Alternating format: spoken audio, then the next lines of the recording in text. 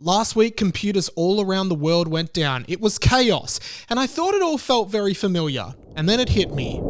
Digimon the movie. What is up, guys? It's Mike here. Welcome back to my channel. Hit the subscribe button for more pop culture content. Okay, so on Friday here in Australia, there was a mass outage of computers all around the country, and we later found out that it was an international cyber disaster that was happening. Connection terminated. What next? This was such an unprecedented event where literally no one knew what was going on, and it threw our society that is so digitally connected into complete chaos. Phones have gone dead worldwide. If your telephone is dead, please call your phone company.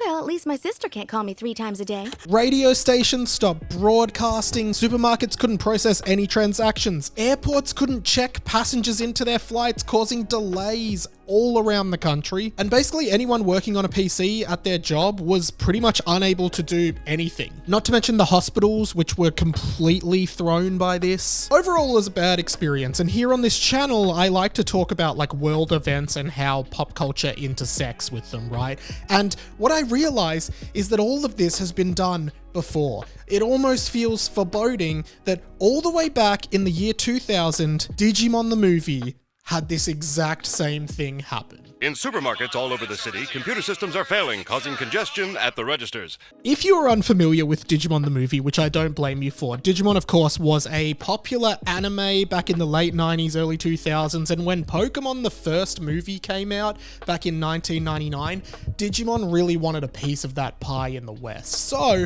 they made together this essentially Frankenstein movie of 3 unrelated Digimon short films that were released in Japan and turned them into one story. I know that is very confusing and maybe you don't get it, but basically they just made 3 small short films into one feature-length film in the West. Now, eventually I will do a full video on this movie because it has one of the most interesting stories ever in millennial pop culture. I guarantee you want to know it, and it's been requested by a lot of viewers over the years. But for now, I want to talk about one segment of the movie, which is called Our War Game. And Our War Game starts to feel suspiciously similar to the events that literally occurred 3 days ago. In it, essentially, all the computers in Japan and then internationally start to go down, and you literally see very similar events play out to what I saw in Australia over the last few days. Okay, that's 1 box of chocolates. Your total comes to 1,100,000. Huh?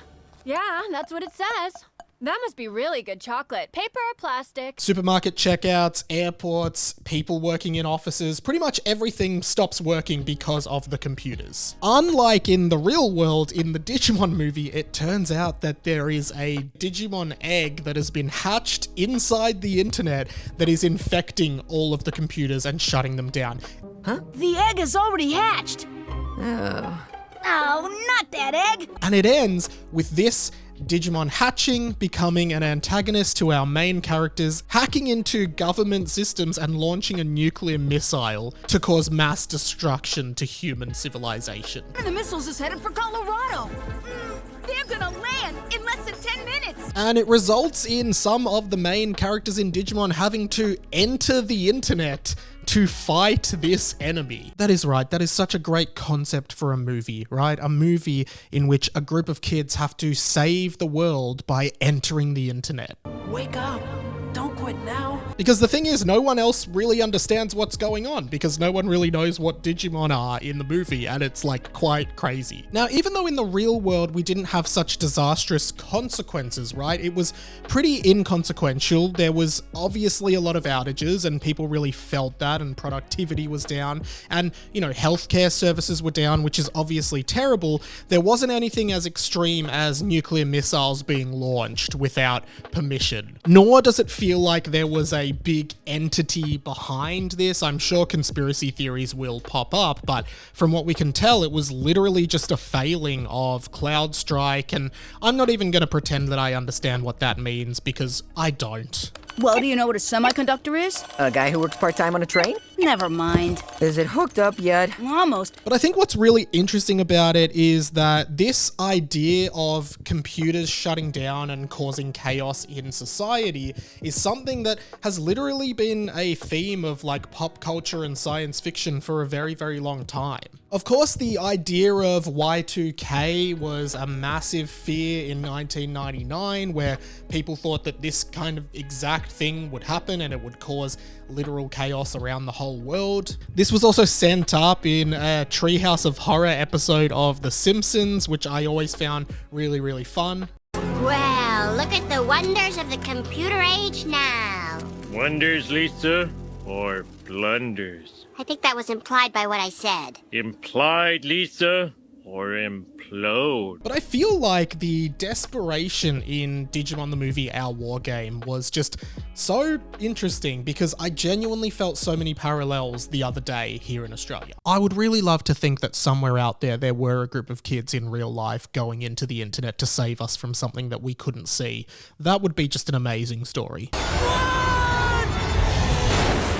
Connection terminated. But I think this goes hand in hand with all of these ideas of our dependence on artificial intelligence and computers to do everything. A lot of people simply couldn't make purchases because they didn't have any cash and nothing electronic was working. And with AI and computers really starting to take over our lives, and that's only going to become more of a reality moving forward, it is really important for something like this to happen so we can all remember that analog currency and just offline stuff does matter. And if this ever happens again, and it could happen for more than 24 hours, it could happen for weeks possibly. Like, we never know. No one saw this one coming, so who knows what could happen if something happened for 2 weeks. Suddenly, everyone is going to be really, really screwed if they don't have some kind of analog backup. In a way, I think this is a wake-up call. Obviously, we don't want it to happen again, but I don't know if we can definitively 100% prevent it forever. If this thing is so dangerous, maybe we should call someone important, like the principal or Bill Gates or They someone. won't listen. But I do hope if it does happen again, it actually is like some kind of monster computer virus, like exactly what happens in the Digimon movie,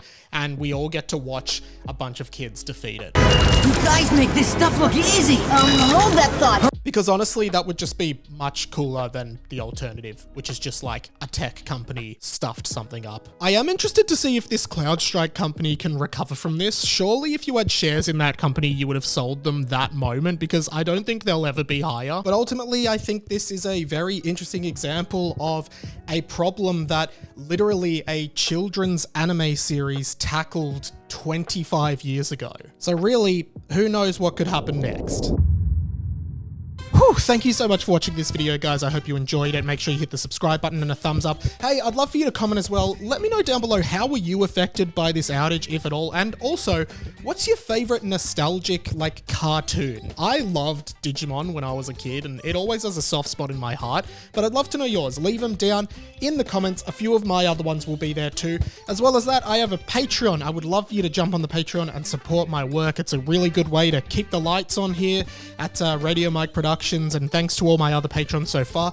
I also do a podcast. It will either be here or here. I literally can never figure out which side it is going to be on when I get into the edit.